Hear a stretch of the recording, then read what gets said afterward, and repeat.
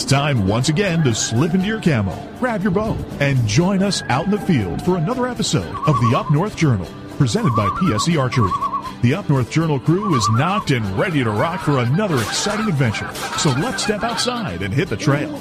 This episode of the Up North Journal podcast is brought to you by PSE Archery, Black Eagle Arrows, Scent Blocker, Killer Food Plots, Cabela's, Spot Shooters, Antler Action, Family Traditions Tree Stands, Tom's Custom Turkey Calls, and Badass Slingshots. Welcome back to another episode of the Up North Journal. I'm host Mike Adams, sitting in the cabin on a Sunday night, ready to rock. We got some good guests tonight. Dan, what's going on? Hey, survived up north. I did survive, man. We put a lot of work in, and we're going to save that for another episode. But you're not going to hear it tonight, that's for sure. No, but we were plotting. And I was shooting some black eagles today, and yesterday, the day before. You know, you shoot eagles, man. Those get you put in jail. No, black eagles. Oh, the arrows. I didn't say bald eagles. Okay. The arrows. I seen two of those this week. Did you? Actually, this weekend. Yeah, I seen one today coming home, and I seen another one last night. So it's always good to see. But yep, ready for the upcoming weekend. Yeah. Head to the cabin, open that baby up. All right. So we're ready to rock. Memorial Day weekend's coming up here real quick. Absolutely. Well, let's not waste any more time. We got the guys from Rutten River Pursuits online tonight. Guys, how's it going? Awesome. Fantastic, Real guys. Got 3 guys from that team of, is it 8? Is that right? That's correct. 8 guys, man. I've been listening to you guys now over on the Outdoor Podcast channel, who we're a part of as well. And I tell you what, man, I don't know how you guys put 8 guys in a room together and make this work, but you guys do. You guys are show. It's incredible, man. Like I told you in the pre-show here, if I'd have been drinking something, I was driving down the road this weekend, I'd have spit all over the windshield. I mean, some of the stuff you guys say and do is just incredible. I really. That's awesome. Thank you for saying. It's a little bit of a circus, and I think the best part about it right now is that we're not live. You think you might get in a little trouble? Oh no, my editing game is strong. Oh, okay. Well, your editing game and Facebook Live is going to be tested tonight. Well, I tell you what, you guys need to put out the best of your outtakes in. I tell you what, it's good stuff. They are comical. Actually, we've just started receiving outtakes while Will is optimizing the shows, and we get them privately, and it has been some definitely some spit taking going on there for sure. That's good stuff, man. I tell you, I don't know which episode that I've listened to so far it's been the best. I mean, you guys have talked about Ronald Reagan. You've talked about the camaraderie of you guys together. I think. Phil, it was your episode where we got to know you a little bit. I mean, and that was a strong episode. I really liked listening to the background, how you guys all integrate and work together. But stepping back just a little bit, how did Rutten River Pursuits? How did this all start?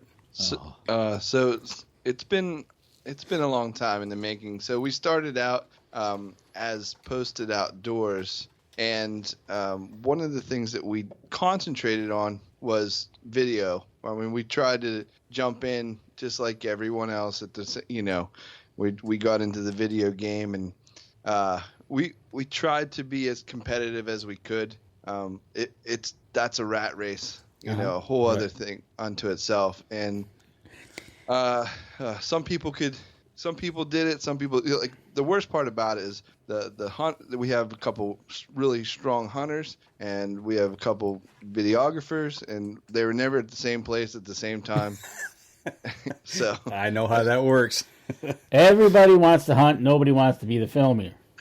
Yeah. And then there's a big thing too. I mean, you get a little bit of a group together, and it just seems like, you walk around the shows and things like that, or even Bass Pro, and you see guys with their hats on and in their hoodies, and you still don't know what they are or what they do. Mm-hmm. And so that was a big part for us. And so that process took the better part of 10 years of what we, to become what we are now. And we kind of tapered off on the filming. We can still do it. We're 4K compliant. We have all the toys. And but we switched to, I wanted to do a podcast forever, and it just about a year ago. Yeah, we rebranded and turned it up. We launched in October. Yeah, it was October of this past fall, right? Yeah. Okay. Yep. And then you joined OPC I want to say, was that in March or April? I think it was around March time. Yeah.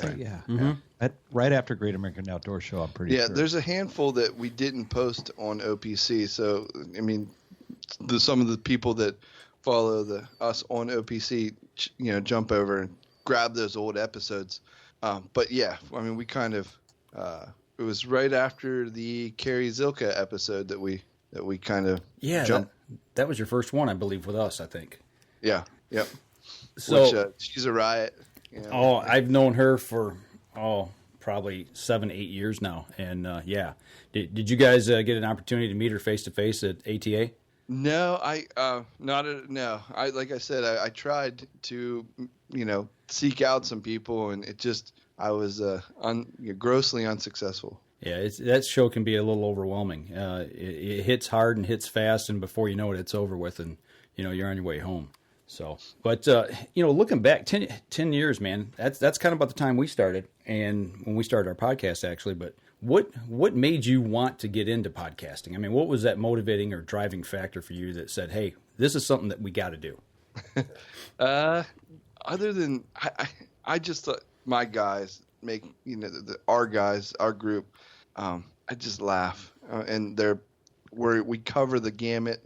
From like Ryan can say. I mean, there's an expert pretty much in every category. Right. There's a new guy in every category. And that's really, I think, to just go back to the other question, that's how we make that work. With the 8 guys sitting around a table, how do we make it work? It's because it doesn't matter what we're talking about at any given moment. There's someone at every stage of the game on that particular topic sitting around the table. We've got somebody who's never done it, all the way up to somebody who's an absolute expert and knows everything about it. So you got 8 guys sitting around the table. You're all, and if somebody says bear spear a fishing, what's that mean? That was bear fishing. Huh? In Canada. You've never been bear fishing? He's been bear doing other things, I think, but not bear fishing. Yeah, actually, it's a run-on joke for us. I can tell. I got that hint when I saw it pop up here. I said, "How am I going to fit this one in?" Oh man! And a shot. Yeah, it's on the comment. Yeah, no. So I told somebody's telling secrets out there. Yeah. I told the border guard, going into Canada that, he asked why we're here, and why we're going to Canada, and oh no. Oh yeah, we're bear fishing. And we were bear hunting, and we had our fly rods. It just all came out. And he said, "Bear fishing, eh?" And I wanted to say, "You heard me," but instead you said. But I was just, he was just sorry, I'm nervous. Yeah, he was just like, "Can you kindly pull over here?" Oh. Everybody step out of the vehicle. Bear fishing. Have all your papers in order. Yeah, that's one place I found that you slip up the wrong way. You're trying to have fun, man, but it can get you in trouble quick. Yeah. That was just nervous. I don't cross the border very often, and I was just like, I mean, my stumbling over words. Words are hard. We haven't even thought of even flying as a group. Oh, I Lord. think we could pass TSA. Right. I tell you what, especially if you guys are carrying any camera gear over there, and I know it got Jeff Summers into trouble a little bit. Yeah, that's the one thing, man. They will get after you. Did they hassle you at all about taking any camera gear or anything like that? Was your vehicle all logoed up with your R2 decals? No, actually. Good call. Yeah, we were actually pretty legit, and I'm like pointing out everything that could even be misconstrued as a weapon. I'm like, it's right there. Look at it. Those are nail clippers. Oh man.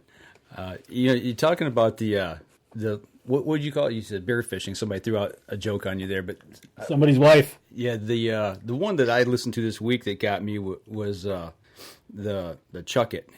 Chuck and bait, or what did the Catfish call it? His term that he uses for that? Chuck that bugger. Chuck that bugger. Yeah. We say that that was from That was Carrie's. That was Carrie's?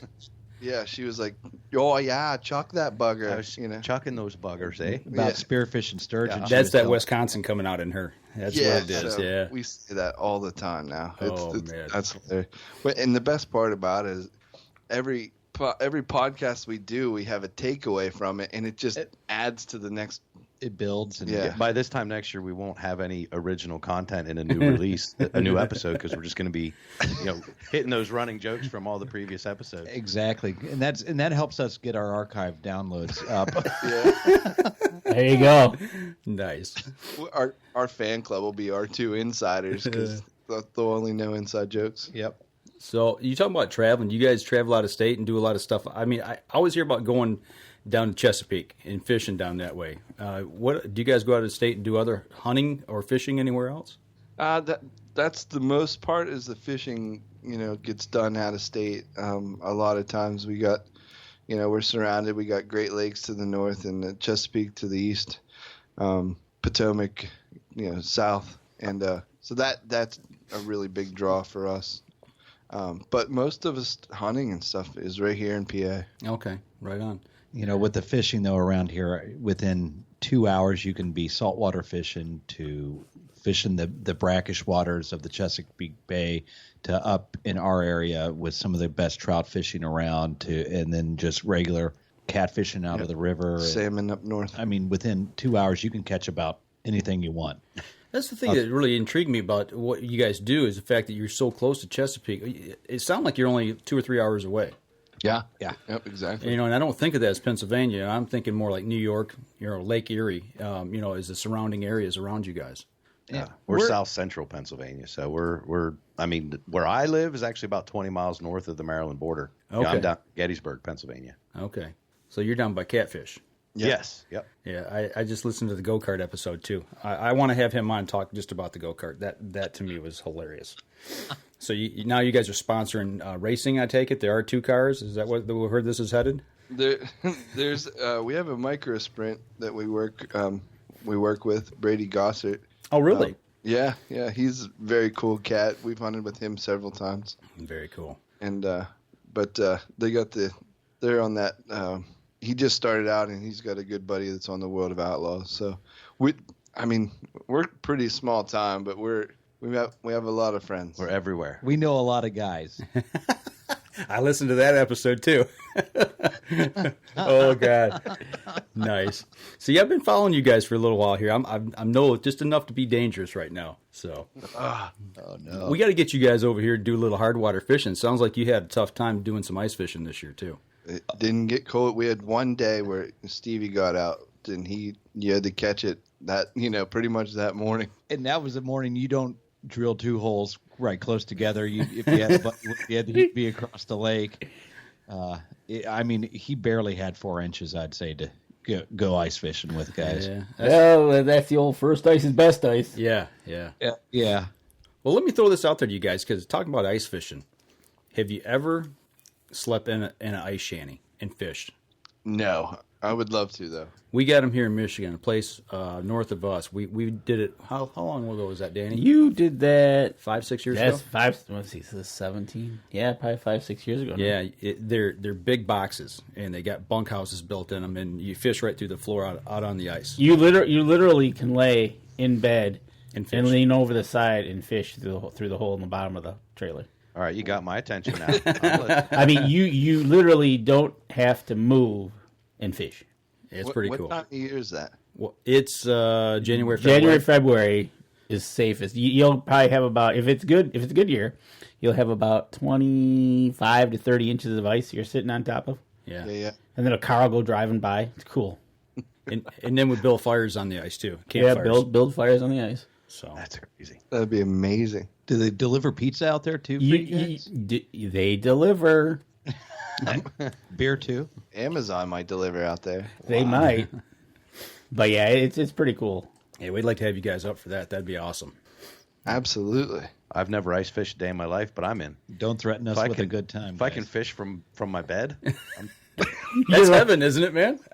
I mean, it can't get no better than that. It's pretty cool. And is that well, we'll work out the details later. I was gonna get all Stevie on you guys and start asking all kinds of questions. But yeah, no, that's something we can write on the events calendar here tonight and try and work that out. Definitely. That'd be a good time. I'll tell you what, we're bumping up here on our first break. We come back. I kind of want to do maybe a little round table with each one of you and just kind of dig a little bit into your backgrounds and get to know a little bit more about each one of you guys that are with us tonight. So We're going to step outside and we'll be right back after this. PSE Archery has always dominated the speed category. Now, the most revolutionary cam system ever to hit the market has perfected the shooting experience. Introducing PSE's Evolve Cam System, featuring extremely high let-off capabilities and the smoothest draw cycle in history. No other cam system has ever delivered this level of total comfort and total control. Experience PSE. Experience performance. Killer Food Plots have been helping property owners for over 20 years create premier whitetail habitat.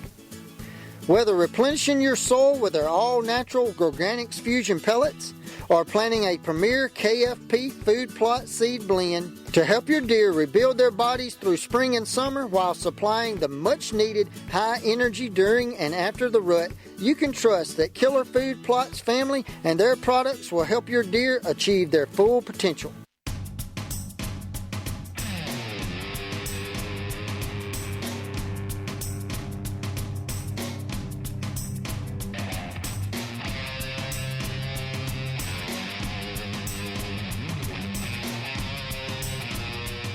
Welcome back, second segment of the show. Still sitting here talking with the guys from Rut and River Pursuits podcast. Start off second segment. Big shout out to Jason Radecki. He's back on Facebook with us. I think he's from been Luzerne, Michigan. I think he's watched every live stream we've done. I think he's on every week, man. I really appreciate it.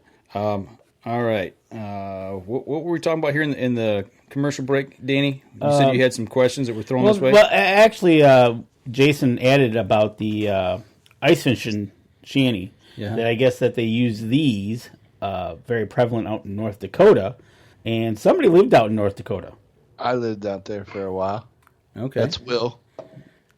So, did you have any experience with sleeper shanties out there? No. I traveled as an X-ray tech for a long time, and I lived took a interventional radiology job, putting in stents and doing stents and angioplasties. But that. So I have a medical background. Okay. We didn't talk about that yet. And so I lived out there for a while. I didn't hunt or fish too much. I was coming I was just traveling. You know, it was just in retrospect, it wasn't until I moved back to PA and got married and that I started to hunt again and fish again, and I grew up doing it, and but I had gotten away from it for a little while. Well, So- you had advanced those studies of the cardiovascular system strictly for shot placement. later in life. Right. Yeah, that was- that deer's not going to need a stent when I get done with him. I found the cause of death. That's right. Well, looking back at PA when you're growing up, I take it that's where you cut your teeth out in the woods, so to speak? Yes, sir. Yep. South Central Bedford County, mountainous, very mountainous. A lot of farm, rural area. Okay. Flatland? Not too much. It's fairly mountainous, Appalachian Mountain. Okay, so they still get some farm, but it's on the slopes up there, I got to imagine. Yeah, there's a lot of not necessarily. There's some, there's pasture and this and that, but most of it is really mountainous. And then when you work your way east, then it's starting to flatten out a little bit. Now, what were you going after back then when you were a kid? What were they taking you out to do? Was it deer hunting, turkey hunting? Yeah, deer hunting, small game. I didn't turkey hunt too much. It was considered highly dangerous at the time. At the time, so I was very young. But Are you a bow hunter, or is it rifle? Or you guys don't use rifles, do you? yeah, we're rifles. They do have rifles, but it's not semi. You guys just had something with semi-autos that you just got passed through, or no? Or we're talking about it? No, we got it's partial. They wanted the full. It was full Monty, but it was big teeth. Okay, but No semi-automatic rifles, semi-automatic rifles for small game. Small game, nothing for big game. gotcha. So back then, you were rifle hunting for deer when you were younger. Yep. 30-30 was my break-in gun. Buddy. The old mule kicker. Everybody's brush gun. Yeah. Well, take us on a hunt that you like. What sticks in your mind growing up as a kid there in PA? That a hunt that you remember that really stands out to you that you always go back to. I grew up. I had a family on my mother's side, just full of hunters and very successful hunters. And hardcore. They're still hardcore, and they would just go in the mountain until they came back with a deer, and a lot of them were successful every year, and it was a lot of pressure, being so young and having these guys to look up to.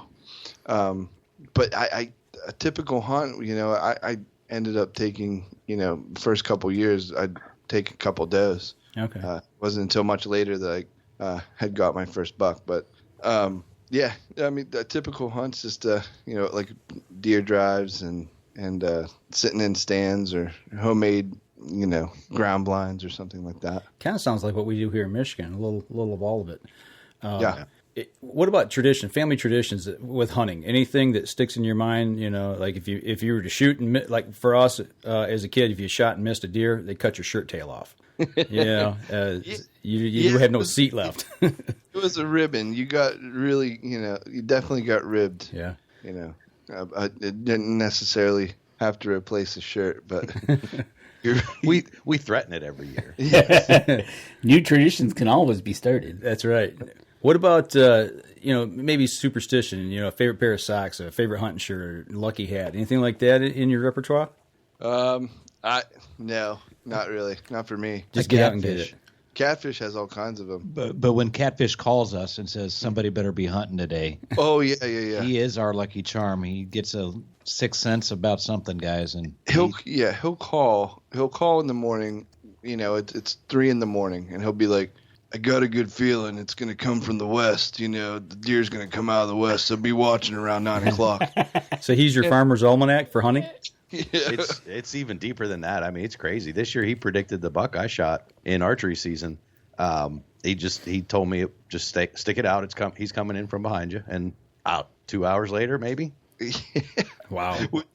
We were fishing, and it was we had a pontoon boat, or he had a pontoon boat at the time, rather, and he just out of nowhere goes, "Here, kitty, kitty, kitty," and we've been catching bass and walleye in this lake, Lake Mead, all day long.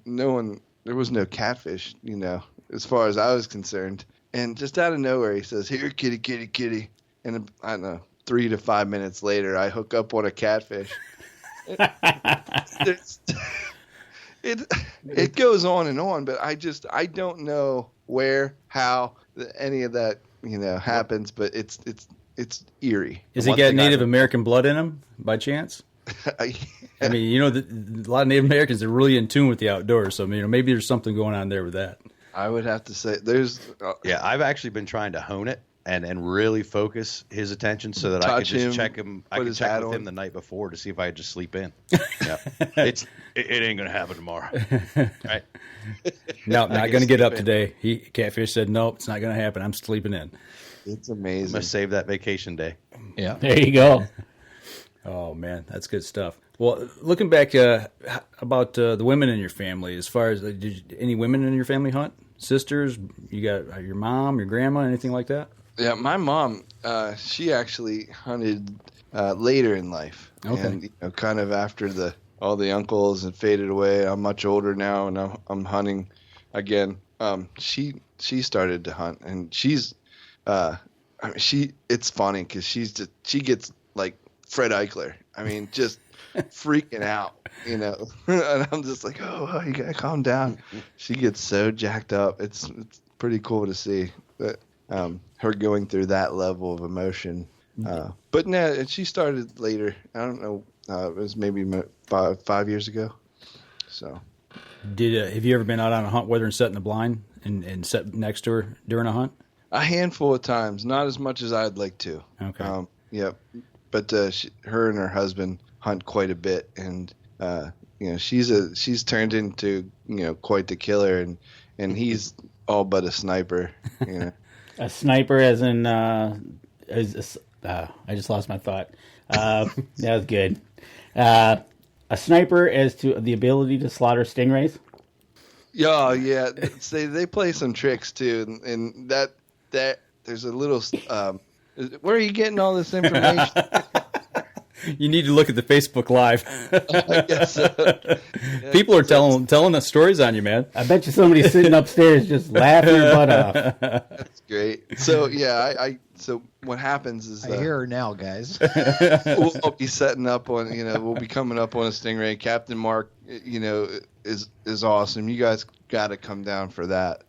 But we'll be trolling along and we'll see a big stingray. And I've shot stingray before, so I typically try to hold back. But just at some point, I'm like, I'm gonna shoot one too, and we're all 3 or 4 of us are in the front of the boat, and I'm like, okay, we're gonna let's get this thing. It's a big one, so we you want more than one arrow anyway, and we'll count to 3, and Mom ends up shooting on 2 or something like that. So just wait. She jumps the gun, man. Gets the quick draw, huh? 1, 2.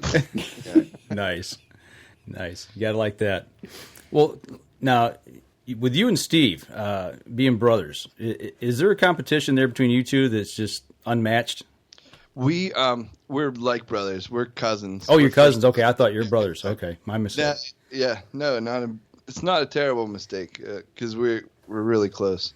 But there is a ton of family competition, and there's just the way misers attack each other.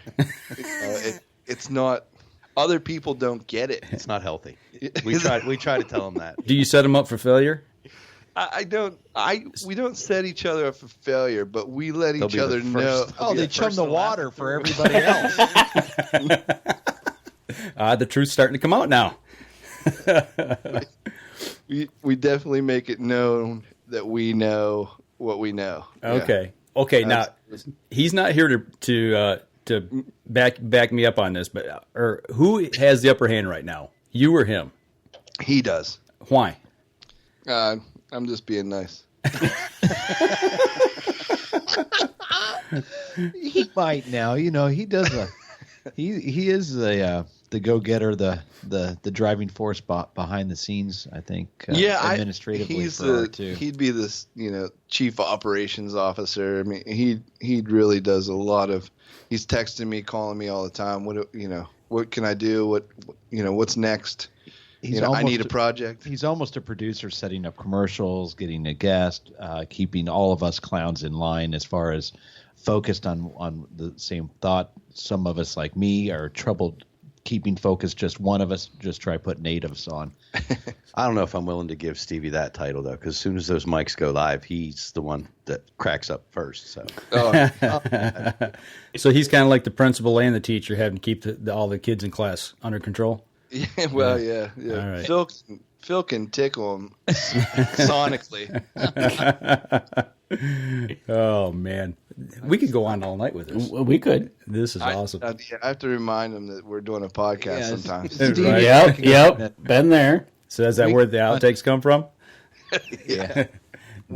Stevie and I can go on 10-minute giggle fests, and that's all we do is giggle around and maybe say one word every 2 minutes and giggle harder. Yeah, that's good stuff, man. But I think you talk about that dynamic with 8 people. That's how it works. It's really good to listen to you guys banter back and forth like that. It's good stuff. Yeah. I knew Catfish. I mean, we kind of grew up since same litter. I mean, we were literally like elementary school buddies. And Sean is another cousin of Stevie and I's. Okay. So we're all kind of longtime friends, brothers, cousins, and then you throw in Phil and Ryan and Sammy and Kyle, and you've listened. Yeah. Oh yeah. It gets out of hand quick. It doesn't take long. Usually the open rolls, and all of a sudden they're into it, man. It's good stuff. Well, I'll tell you what, we're bumping up on our next break here, so we'll step outside, we'll take a break, and we come back, we'll move along to the next one in line here, so we'll be right back after this. So what do you do when you've completely redefined the way bows are engineered? When you've reached the pinnacle and the band starts playing your victory song, you start a revolution out of thin air. Introducing the all-new PSE Carbon Air, engineered with true carbon technology to be the lightest high-performance bow in the world. Experience PSE. Experience performance. Throughout human history, one notorious killer has remained at the top and claimed more lives than any war or natural disaster combined. Mosquitoes. It's time to arm yourself and protect your family this season with Scent Blocker's new Bug Blocker for insects. Lasting up to 8 hours, Bug Blocker not only repels biting mosquitoes that can carry the West Nile virus, but other biting insects, including chiggers, biting flies, gnats, and ticks which can carry Lyme disease. Field tested by outfitters and guides from Alaska to Alabama and everywhere in between. The results are in, and Bug Blocker flat out works. In a high-potency sportsman strength dosage, using 25% no-nonsense DEET, plus 2 specific ingredients to target biting flies, Bug Blocker plays for keeps. For ultimate protection, pair Bug Blocker insects with Bug Blocker ticks.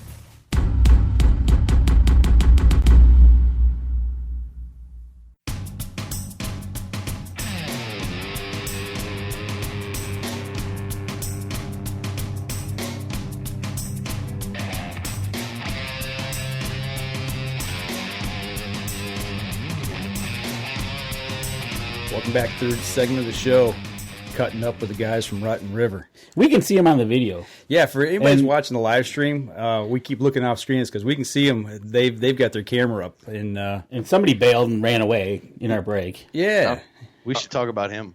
we can. That's okay. What's some good information you got on Phil there? I mean, what does he not want people to know? Well, That's just it. I don't think there isn't yeah, anything he's pretty much an open not book. willing to talk about. Is he going back over to the workout He's room? running. over Watch. there? He's running. He's running. No, he's running to the fridge. Oh, okay. Watch. You got to watch the. I figured out what things were by what they did. Okay, he's grabbing a cold one. Yeah, he's looking for one. Doesn't know what to get yet. Looking up, looking down, looking in. That or Will took them all. Now, remind him that we're live. Yeah, but see, nobody can see you guys. We're the only ones that can see you. We can only give play-by-play. Yeah, It's to a guy that's lost in the refrigerator. Oh, only on Facebook can we do this kind of stuff, man. This is good. Just wonderful. Oh, we'll wait for him to put his headsets back on. Oh, hey. Yes, sir. Welcome back, Phil. Hey, Phil. Oh, and Brian says he must have been bird hunting this weekend. He got no birds this weekend, according to Brian. Yeah, it's rough. I mean, it's rough. But don't let Brian sell himself short. He's killed at least 1 or 2 birds, I think, this year already. Okay. I don't know how many. He's a big Maryland hunter, so I'm Yeah. not sure what he gets. I thought he as far brought as one limits. down already. He's got at least one, yes. The birds are just getting active up where I hunt up northern Michigan. It's the weather's been really screwy, and this weekend, of course, when I'm up doing food plots, they're screaming their heads off. And the season's almost over. Yeah, that's the way it goes, though. But well, Phil, welcome back, man. We see you made the mad dash over there to the fridge, so I guess it's your turn in the hot seat now. So we want to know a little more about you. But we got to watch you run over and get a cold one.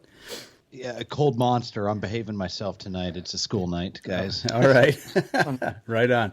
Well, you've joined the group, but from what I've gathered from the show so far, you're one of the new guys, kind of learning the ropes of the hunting in the outdoors, so to speak, or no?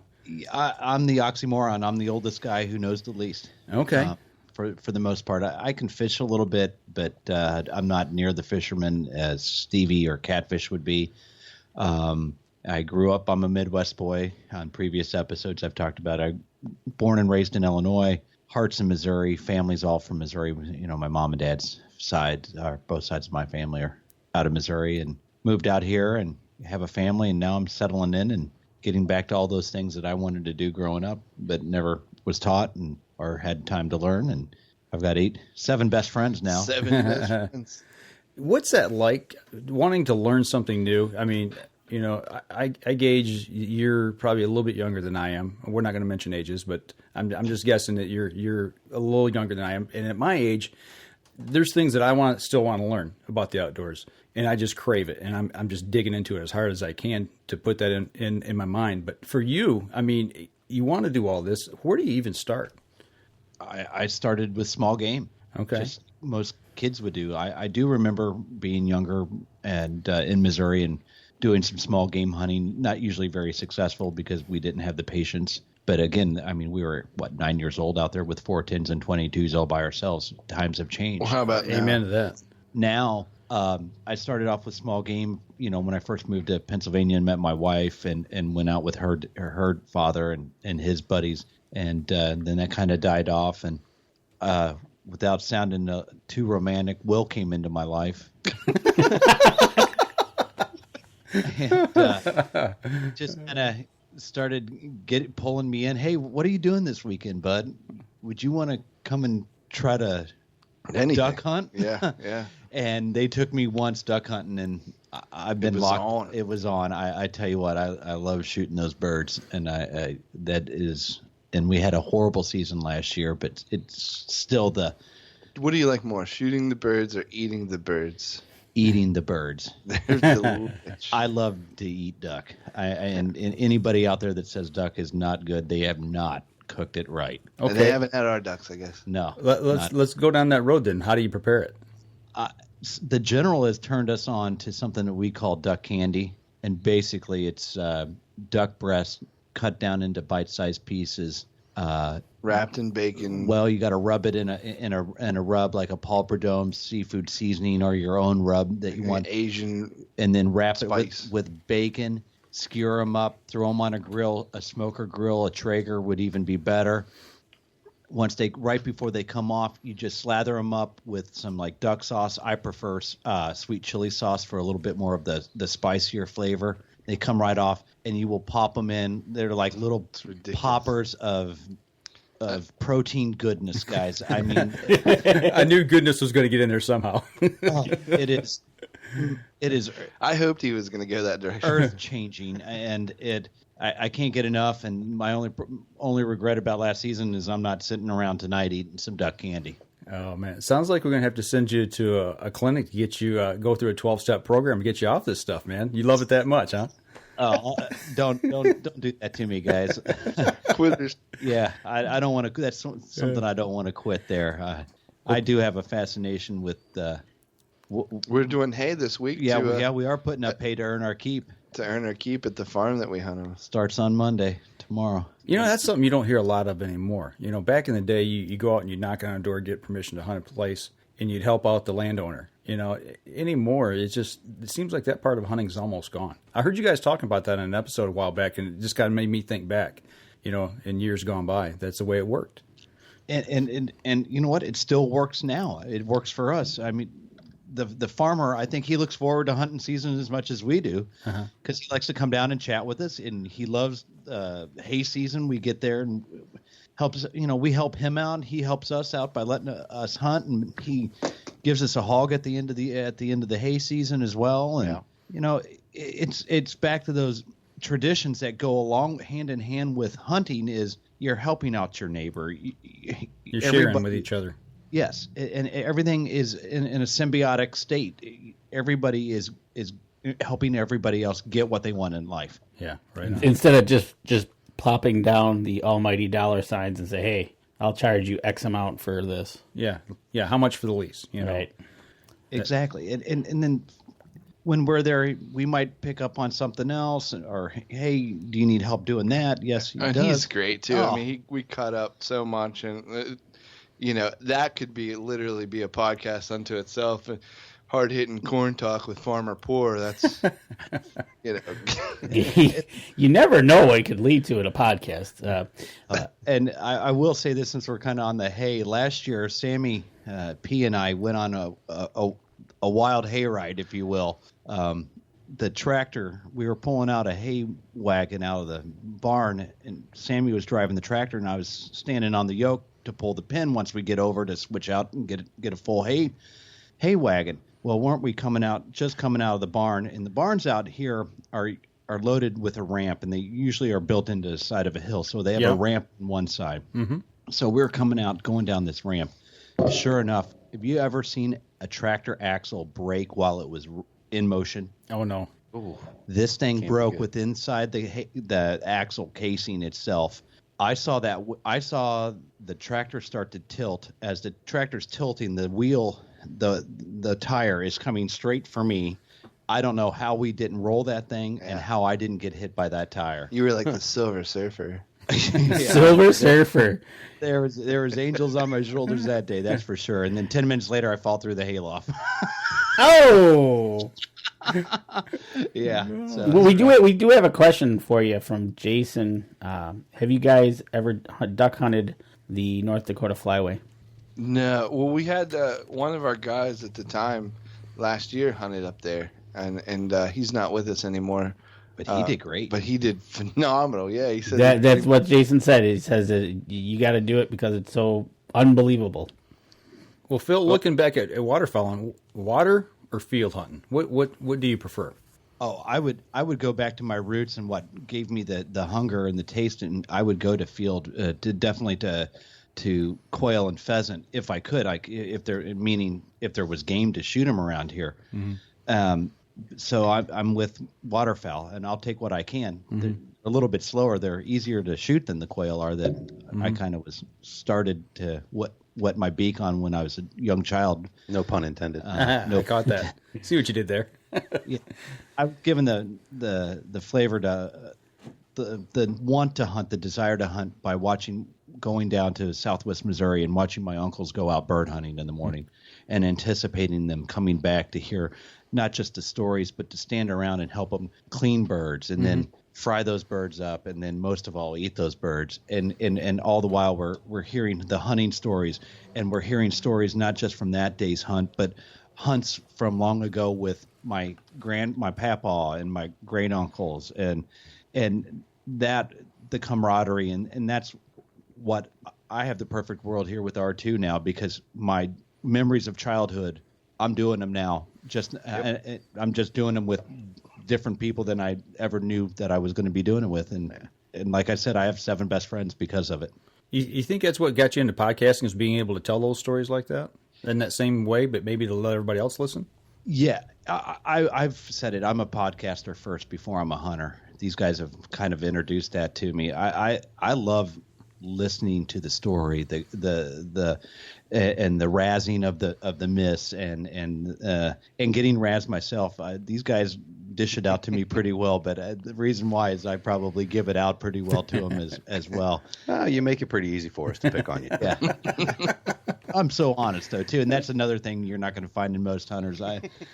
I'll tell you every little fault and every little low that I make. We all do, and that's what makes the successes even more fun to talk about. Yeah. Well, and that's how you learn too. I mean, if you don't make mistakes, you don't know that you're making a mistake. Amen. And what a great thing to learn. I mean, being outdoors, hearing things, seeing things, picking up on it's in such a busy world anymore, and it's become a cliche, but it really is nice to step out in the woods and step away from little clingy noises. I used to be a nurse, and that was one of the only places you could get to, and you don't hear beeps and whistles and alarms, and you can get out and hear the real beeps and whistles that your ears are meant to. It's amazing. Yeah. It's almost like they say the silence just screams at you, and it really does. It makes you alive again. This weekend with me up north working, it was work, but man, God, was it good to get refreshed. Yeah, amen. And especially when you're trapped in a hospital, and they're not the happiest places, guys. And, right. And you get out in There's nature. a lot of humanity. There's a lot of humanity, and sometimes you need a lot less humanity, so you can go back to the humanity and get it done. Right, I understand that.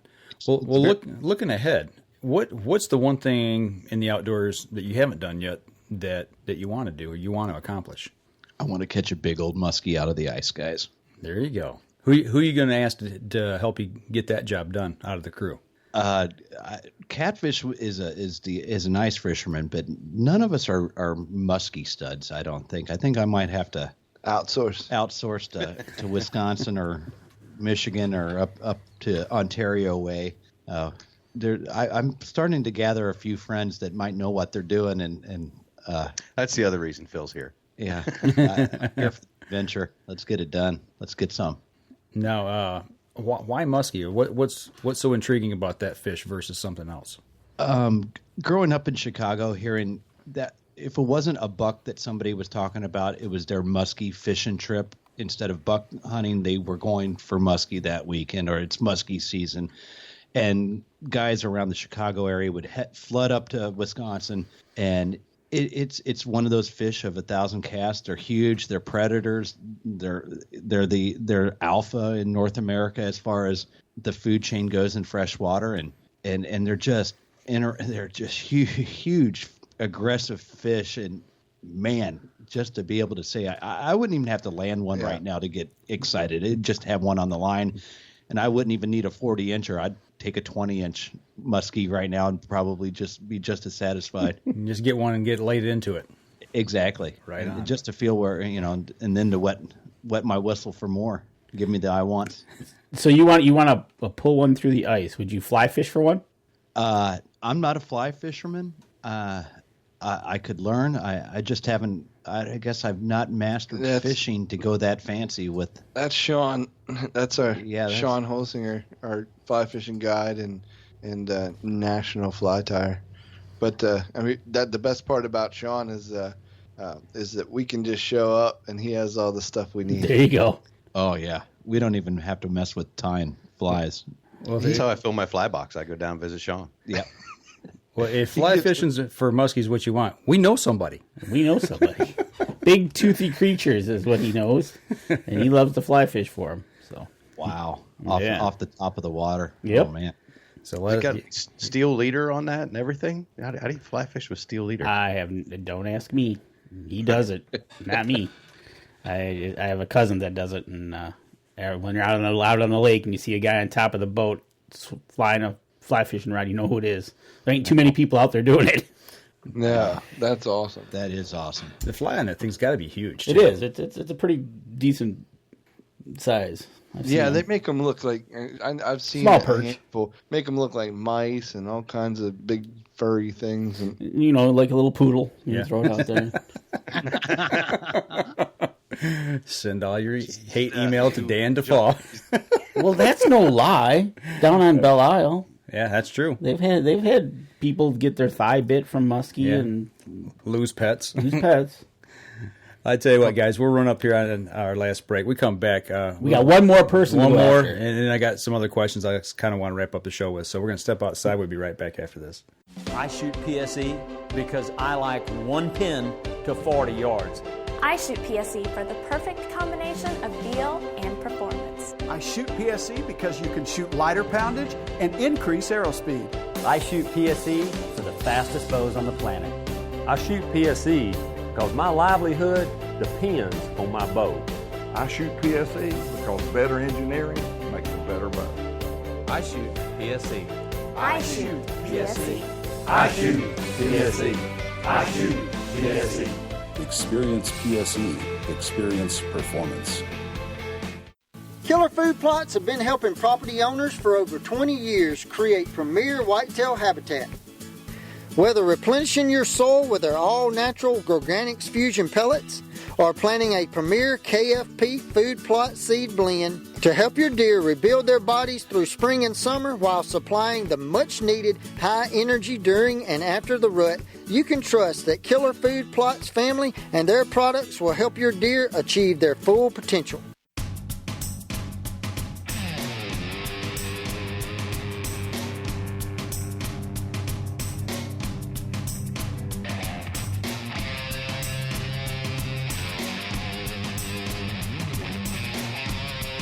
Welcome back. Last segment of the show. We saved the last segment for the newest of the members of R2 here, Ryan. That would be me. Yes. How did you hook up with this wild and crazy bunch? Well, there is some family relations going, I guess, in there one way or another. I have a brother-in-law who's married, or my brother-in-law is cousins with Will's wife. Okay, all right, shoestring relative. But that's not the real reason why we have him on. Number one, he's a stone cold killer. But he's a professional. Yeah, he's a professional hitman. All right. I thought we weren't going to talk about that tonight. This is the trust with the nest. Oh. We can tell these guys. But no, he actually is on another podcast, and we call them the Podfathers because they kind of gave us a little bit of a leg up and a start. And and he's been podcasting for the better, for 3 years now. So it was when that position, the 8th spot, came available, it was literally a no-brainer who we wanted. Thank goodness, because I wasn't going to let you fill it with somebody else. There you Being go. the professional hitman I am, I was going to take it. Maybe, is that how you got the spot? You took the other guy? No, never mind. We won't go there.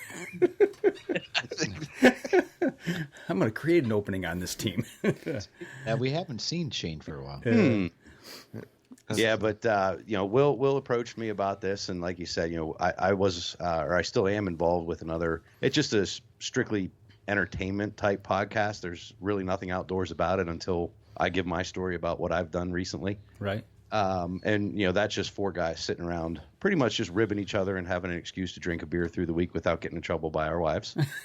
But Will had this idea with the rebranding to turn this into the Rutten River Pursuit podcast. So he had approached me about it, and we had him on our other show a couple of times, and we had Catfish on for just a phenomenal episode where he told some just amazing stories. And when they really got to know my love and my passion for the outdoors, like Will said, when the opportunity presented itself, there really was no other option. And thank goodness there wasn't, because I came in and we've hit the ground running, and I've been loving every minute of it. Sounds like a natural fit. I think so. That's awesome. Well, what's your specialty? I mean, what's your game of choice when you go out and you hit the outdoors? For me, it's definitely whitetail. I think they try to give everybody a nickname or something like that on the group here. They've been toying around with the bow doctor. I've worked in the archery industry as a bow technician for roughly 22, 23 years at a couple of different bow shops. Okay, right on. So, archery is sort of my specialty. I can do what needs to be done to get somebody set up, but it is certainly my weapon of choice also. If I didn't have to dust off the rifles to break them out because I didn't fill a tag, I'd be all right. Amen to that, man. There's something about fall, man. And sitting in a tree with a bow in your hand, it's just magical. Oh, yeah. So now, speaking of that, do you like to be on the ground, a ground blind, tree stand, stalk style hunt with a bow? What game do you play there? At this point, just strictly tree stand type hunting. I am trying to become a little more proficient with the recurve and maybe looking to do some more truly traditional type hunting and do some spot and stalk with the recurve. But for now, it's in a tree stand with my compound. And what bow do you shoot? Right now, I'm shooting a Hoyt Maxis. It's about 2 or 3 years old. Okay. Arrow of choice? Carbon Express. There Okay. is no other, in my opinion. And broadhead of choice? Up to Easton.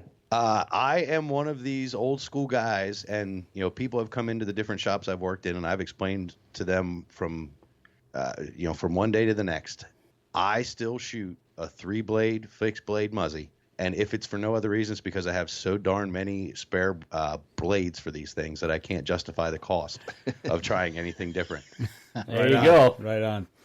Now you sound like Stevie. It's one of those deals like if it ain't broke, don't fix it. Their slogan is bad to the bone, and I can honestly tell you I've run it through a close shoulder and come out the far shoulder, like right into the knuckle, right where you're not supposed to shoot. I wasn't intentionally going for that, but it turns out it was bad to the bone. It blew through both shoulders. There you go.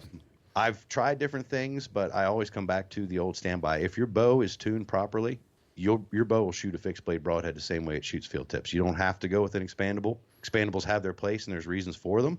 And there's also pros and cons for everything, right? So Absolutely. that's my 2 cents on it. Okay. It's more like 5 cents, but that's all right. That's good. I also have that habit too. I'm a little long with it. Well, looking at, let's say, late bow season, and let's say you haven't filled your tag yet, and you're up against the gun, season's getting ready to end. So this is purely hypothetical. Hypothetical, yeah. What would you say to somebody out there that's maybe struggling with the same thing? What is your go-to tactic? What's the doctor's advice? Yeah. How do you get aggressive to fill that tag? Well, if we're talking late season or late bow season, before rifle season. Well, for Pennsylvania, that late season would actually be in comes in after Christmas and runs for about 6 weeks. Okay, so here we are. It's the bottom of the 9th. You got to give some advice. What are you going to give? You got to be on food plots late at night. Go to work in the morning, because morning hunts are. I wouldn't bother with them, in my opinion. Most of the spots I've got or places I know to send people, you're going to be busting out every deer that's out there eating. as you're trying to get to where you need to go. So my advice is to get somewhere for an evening hunt and set up on food, as much of it as you can find. Right on. That's where I've had most of my successes in the evenings. I don't know if early, late season. I find it being better in the evening versus mornings. I love hunting in the evenings more, but it seems like, especially earlier in the year, I actually have a lot more luck in the mornings. Right. I prefer to hunt in the afternoons because I get to sleep in then. But the morning hunts seem to be where I end up being a little more lucky. Okay, besides your normal equipment you take out for a bow hunt, what's the one piece of gear you got to have on you that you won't leave home without as an accessory? Oh, that is real. Well, I'm going to say butt out. Good pair of yeah, my butt out. That's nice. That is an awesome tool. My deer view mirror. I always keep that with me. Did you guys ever see those things, the deer view mirrors? No. I don't know if they had those out all the way out there. Anyway, so yeah, I would actually say a good solid pair of optics. Amen to that. Especially with archery equipment, nobody's got a scope on their. Well, it's not true. People do put scopes on the sights, but right. For the most part, I like to have a nice pair of optics I can see out there good ways, see what's coming in, get a better idea. Brian agrees with you. Binoculars. Yeah, that's the one thing that I can't leave home without, that I have to have. So, great choice. So now, talking about your hunting background and everything, let's go back into your early years as a kid. Where did you cut your teeth at? It was actually north central Pennsylvania. Tioga County is where I grew up hunting. Now, archery being the passion that it is for me is actually something I picked up later in life. Okay. I grew up in a family that, everybody hunted. Aunts, uncles, cousins, nieces, people next door. Everybody hunted. But it was pretty much 2 days of buck season. Okay. And 2 or 3 days of doe season 2 weeks later. And that's when Pennsylvania had a separate, antler and antlerless season. And that's really all that we hunted. My dad would have us out for different things, and we'd go fishing and a lot of camping, and grew up on a lake water skiing and stuff. But as far as hunting goes, it really was like a 5-day-a-year type thing for me. And where I cut my teeth really was just on those whitetails up in Tioga County, my uncle's farm, putting on deer drives from sun up to sundown. I honestly believe I was probably 17 or 18 years old before I ever saw a deer in the woods that wasn't at a full-out run. No kidding. Yeah, we used to actually practice. We'd get up there the Saturday before the opening day of buck season, and we would practice by putting a big section of like plywood, wedge it in an old tractor tire, right, and roll it. We would actually roll it down a hill and take shots at this tire as it was rolling down the hill. That's way more than I ever practiced. Yeah, practice your running shots. Honestly, we were shooting at deer that were at a full-out run. Yeah, and like I said, 17 or 18 until I saw a deer that wasn't running. I filled tags every year. I'll tell you that story of the first deer I ever killed, which took about 18 shots, but that's a different story. That's something that, here in Michigan, we don't, at least where I hunt, we don't see a lot of that, deer drives. Yeah, it's not really, it's more, it might be more in the south. Yeah, I did that as a kid down south. We've done it up north, but it's so big a country out there. You got to have enough people to do it. Right. Especially in the UP. I mean, it's just not, you can't just go mile road to mile road or whatever, to road. Right. You can walk for a long time. Right. So. Yeah, you can get away with organizing some smaller pushes, some things that would be, you could definitely have some success with it, trying to push the deer around and get them moving. But for the most part, if you don't have 25 to, I think in Pennsylvania you're only supposed to have 25 guys, but they should come check the Amish upstate where I'm at now. Right.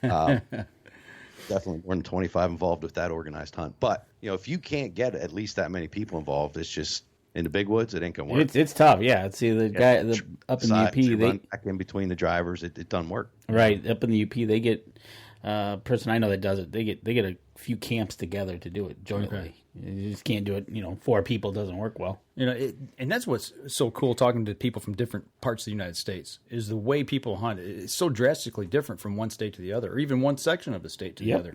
It's definitely eye-opening to the way other people hunt. Well, guys, it's been awesome having you guys on, but I kind of want to look ahead a little bit. What's in store for Rut and River looking ahead? I mean, what do you guys think this is going to go? So we're just gonna. I mean, we have a. We just feel like we don't need to do much more than what we're doing to keep the lights on. Mm-hmm. So like everything that we do is gravy, and we're and having so much fun doing it. I mean, we have 8 guys for content and all these things. So we're just doing what we're doing. That's baseline. But where we want to go, I don't know. We don't know what that is, but we're just riding it right now. Just doing it. Yeah. Shows and we're like a shark. As long as we're swimming, you know, we're doing something. We're staying alive. We love what we're doing. Hey, where it takes us, you know, who knows? I mean, we'll take it for a ride. But just sitting right here, we've got a list of our show schedule. We've got an event schedule also, and things are booked solid. I know you guys have got a peacock bass thing coming up. You're heading down to Florida for. Like you said, we're putting up hay because duck season is going to be here before we know it. Everybody's shooting the bows. I mean, all we're doing is continuing to do the same stuff we would have done this time last year. Right. Only get to tell everybody about it. You get to tell everybody. Yeah, exactly. You know, that's one thing what Danny and I have talked about is, you know, you look at your schedule ahead and you think, hey, summer's here, we're going to get to relax. No, you got show seasons, you got other events that you're doing and things like that. It's just, you know, doing this stuff, but that's all part of it, and it's the part we enjoy doing. Absolutely. And I think the big part is what we want is, you know, and kind of echoed this from our Great American Outdoor Show experiences. I told the guys, I mean, there's everybody, who's who is there, but I just said, can we just grab a handful of just quality interactions with with people, like solid contacts that we can just, you know, that was cultivate one day there. Well, I mean, one day that was overwhelming for us. I never dreamed that I figured we'd have 5 people that want to talk to us, and this, but we got. Guys, we've been humbled since we've started in October. We've really only been up and going for 6 solid months. We're episode 45, I think we just dropped yesterday, but every step of the way it was pinching ourselves. Did that just really happen? Are we doing this? This is happening here. I never thought I'd get 5 downloads on my episode. And I truly am humbled, and I'm humbled by all these guys that sit around this table and really what we're doing and how we've been received by the outdoor community. It's been awesome. Yeah, I just hope we keep doing what everybody likes, and that's being us. Yeah. And to Will's point, if we can just continue to make those actual solid connections, you know, we aren't necessarily talking to people just to talk to people to promote something. We're actually talking to people because we want to talk to them. Absolutely. Yep. And we'll tell you 2 guys right now on the Up North Journal the same thing we tell almost everybody at this point that we talk to. You just made 8 new best friends. Amen. Well, I know you guys make me laugh, and that to me is I almost feel like I know you guys from listening to the episodes I have. So there is just a camaraderie there, and I've really enjoyed it. I've enjoyed the last hour here, you know. But you know, Phil, going back to what you were just saying, talking about sharing those stories, I think that's what makes podcasting so maybe unique, but yet and still so cool, is the fact that we get to share it, and I think people really do clamor and listen for those types of stories because we're so busy anymore that there's not many hunters out there that are sharing their stories anymore. Does that make sense? Yeah, absolutely. And in this world of electronics, we have YouTube, we have Instagrams, we have podcasts.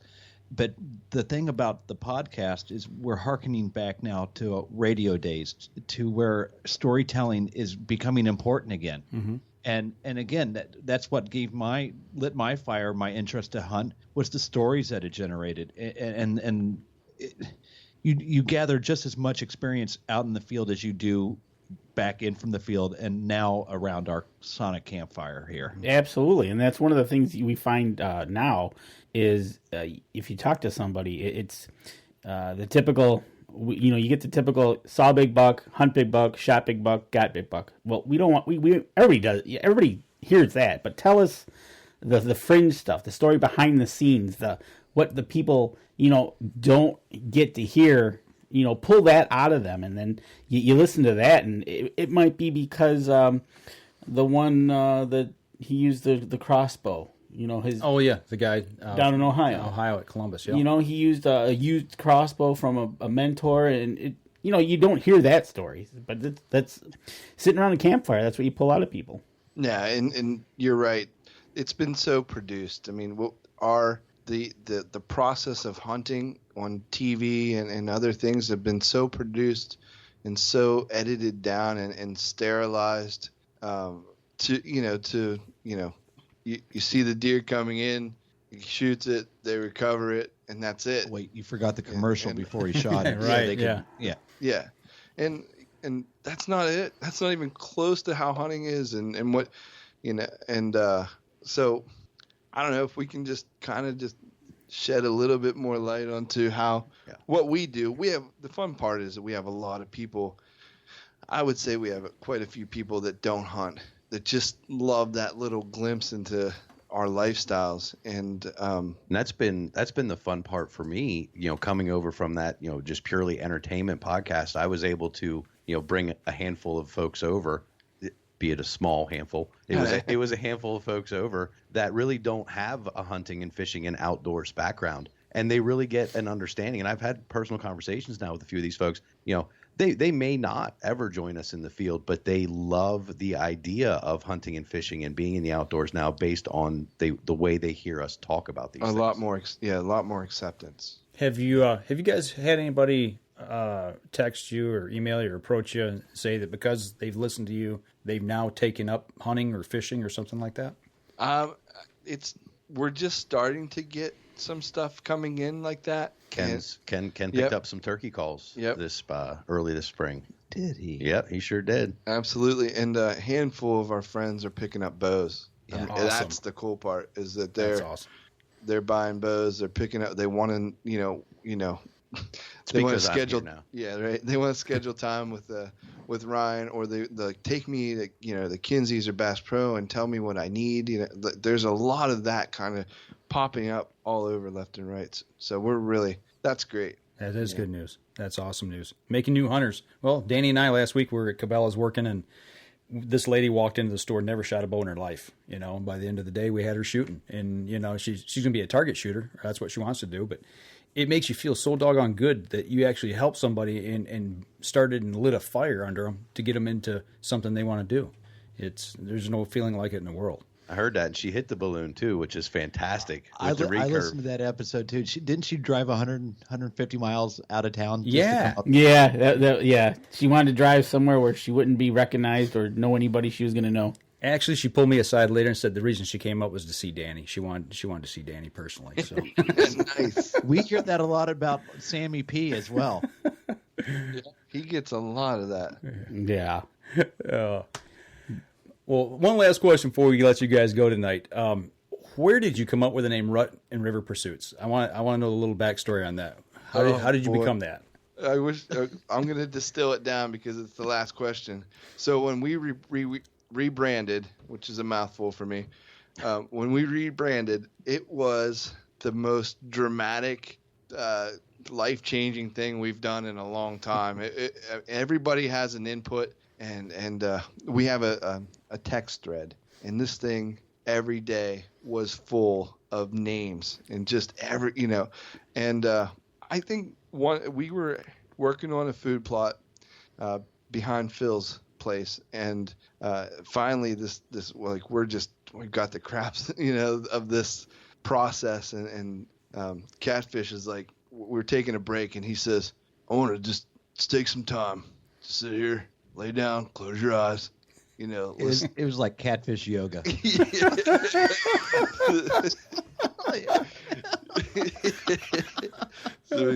So he finally is like, let's just let the wind tell us what we need, or what. I don't even remember exactly what happened, and it was so funny because Sammy's like, oh, I'm getting a new lift or something like that, and we just we snapped at Sammy, come on, let's figure this out. He wasn't tuned in to what we were trying to do. But what happened is, shortly after that, Catfish actually came up with the name Rut and River. And it was the only thing that really, truly encompassed everything that we did. Covered it all. Right. There was a lot of names out there, and I can tell you, We probably even had Up North Journal at one point. It's tough though, because you want something that's unique, but yet and still that fits you. And when you're branded something, it's important stuff. Yeah, it was really, really, and then and the logo and everything just kind of just fell into place right after that, and it the R2 little, that kind of like little nickname we just came up with, and then as soon as that happened, we started practicing podcasting. I mean, I think that's the big secret that I'm letting out right now that I don't think many people out there know, that we went 3 months of just recording podcasts that aren't even out there. No kidding. Yeah, because we wanted to, when we came out, we didn't really want to sound like rookies. Even though we did, you can go back and listen to us. It doesn't hear quite sound the way. Progression, but I was practicing for 3 years, hoping you guys would ask me to come hang out. But we really, because we figured, there's a lot of outdoor podcasts out there coming out, and we need to set ourselves different and try to and to always aim high, and that's kind of where we're at. Yeah, we definitely recognized. We didn't have any big names or big companies supporting us, and so how do you put your best foot forward? And right, we got a really real sense that we just needed to be us. That's the most important. Be genuine. If you're not yourself, I think people can hear that, and it comes off pretty quick. So, and that's what makes you guys roll so well, I think, is that you can tell that you guys are genuine. Yeah, there was several challenges to rebrand. Lots of very influential people in our lives saying, what is Posted Outdoors and what is this? And we cut a couple people and we gained a couple people. And it was a hard process, It is. It was a hard look into what was real and what needed to happen. Well, it's been the 6 months that you guys have been on, and what I've listened to, man, it's been a good run, and I just expect it's going to get a lot better. You guys are already awesome, so it's been a pleasure to have you guys on. Mike, stop it. Yeah, stop it. You're going to make me cry. You want a tissue? Promised us you wouldn't make us cry on this interview. Well, use Phil's shirt. And by the way, cry out of all of us guys. It's going to be one. So the imitation of Catfish, that's pretty good. Oh, we all do a little bit. Everybody does a Catfish, But morning, Catfish. I don't mean to correct you boys, but there's actually 2 impressions of Catfish tonight. Does he do all your commercials too? No. Sounds like he's got the voice for it. When we talk about checking for ticks, we're really not checking for ticks. Oh man, he's a magical man. Just alpha male. Love having him around. But we could definitely exploit all his talents but the one thing we try to do is just spread it around and challenge everybody. It's not comfortable. This is a really, you get to see a lot of who you are and where you need to grow, and it's firsthand growth process through the whole thing. But we try to include everybody the best we can. There you go. That's awesome. Well, I'll tell you what, boys, we're running a little long here in the tooth, so we're gonna wrap up the show. But once again, thanks for sitting down with us tonight and talking with us and letting us look into your lives a little bit. And next January, February, get a hold of us, man. Let's try to plan something and get up and go sleep on the ice. Alrighty, Mike. Absolutely. Appreciate Thanks, it, Mike. guys. Thank you so much. Hey, not a problem. And where can everybody hear your show at? At RuttenRiverPursuits.com. We're on Google Play, iTunes, Stitcher, Castbox. Yeah. Catch us all on Instagram, Facebook, Twitter. Just find Rutten River Pursuits, and then follow us individually too, especially on Instagram, because there's all kinds of stuff going on. R2 Pursuits would be at R2 Pursuits is our Instagram page. Right on. Okay, and over at the OPC as well, our podcast channel. Yep, absolutely. Right, all right, guys. Thanks for joining us tonight. Take care. Thank you, guys. I tell you what, I find it amazing when you can put 8 people at the same table. Yeah. And organize it. Well, that was the thing, we've had, one guest on. I think we've had maybe 2 at one time. But when you put that many people, we had, there's 5 of us tonight, man. It was just... Yeah, it was. Just rolling, so. But that's cool. Good to meet those guys. Yeah, absolutely. I'd like to get them over here and do a little ice fishing.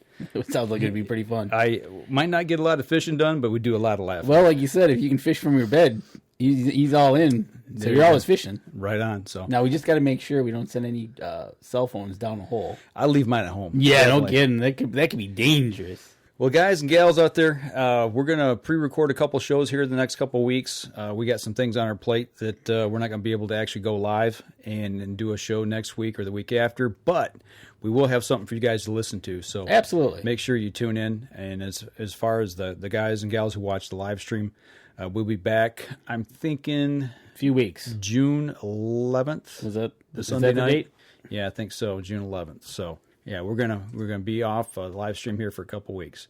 So that'll do it for this week's show. A little long, but well worth it. We really appreciate those guys joining us tonight. So as we always say here at the Up-North Journal, if you're out in the water or in the woods, shoot straight and be safe. This episode was brought to you by PSC Archery, Black Eagle Arrows, Scent Blocker, Killer Food Plots, Cabela's, Spot Shooters, Antler Action, Family Traditions Tree Stands, Tom's Custom Turkey Calls, and Badass Slingshots. Thanks for listening, and join us again here next week. Until then, remember, as we always like to say, if you're out on the water or in the woods, shoot straight and be safe until next week on the Up North Journal.